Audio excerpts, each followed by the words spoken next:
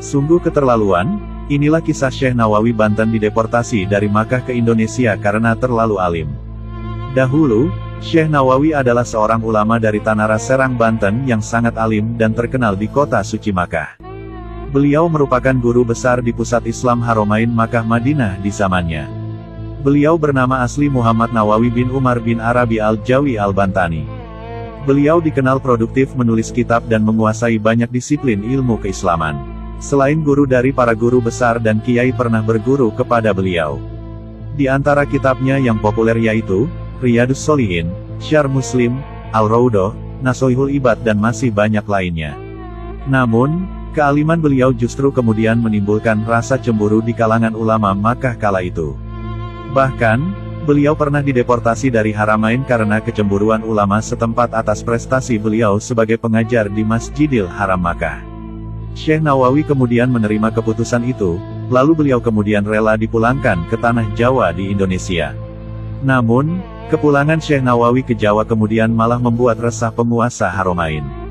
Kala itu, Syekh Aun Ar-Rafiq membawahi dan memiliki otoritas dalam penunjukan pengajar dan imam di Masjidil Haram. Keresahan Syekh Aun Ar-Rafiq ini lantaran banyaknya desakan pelajar di Haromain yang menghendaki agar Syekh Nawawi kembali dibolehkan mengajar di Masjidil Haram. Atas desakan itu, penguasa Haromain memanggil kembali Syekh Nawawi, tetapi dengan syarat, Syekh Nawawi bisa menjawab pertanyaan yang dirumuskan oleh sejumlah ulama Haromain yang terlampir dalam surat panggilan.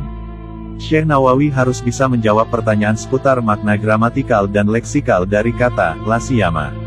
Satu halaman pertanyaan itu, oleh Syekh Nawawi dibalas dengan 15 halaman jawaban, hanya untuk menjabarkan secara tuntas asal-usul, kedudukan i'rab, dan makna kata la siyama.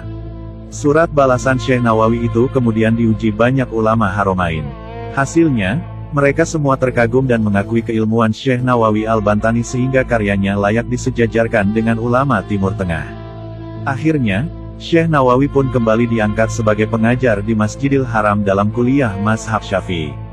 Sejak peristiwa itu, popularitas Syekh Nawawi sebagai ulama besar dan penulis kitab semakin diakui dunia. Syekh Nawawi al-Bantani membuktikan bahwa ulama Nusantara tidak ketinggalan secara intelektual dengan ulama-ulama di Haromain. Beliau juga layak disejajarkan dengan ulama-ulama di Timur Tengah. Diketahui, perjalanan tholabul ilmi Syekh Nawawi sangatlah panjang dan penuh ujian. Sejak kecil, Muhammad Nawawi sudah tampak kecerdasan dan ketekunannya dalam menuntut ilmu agama.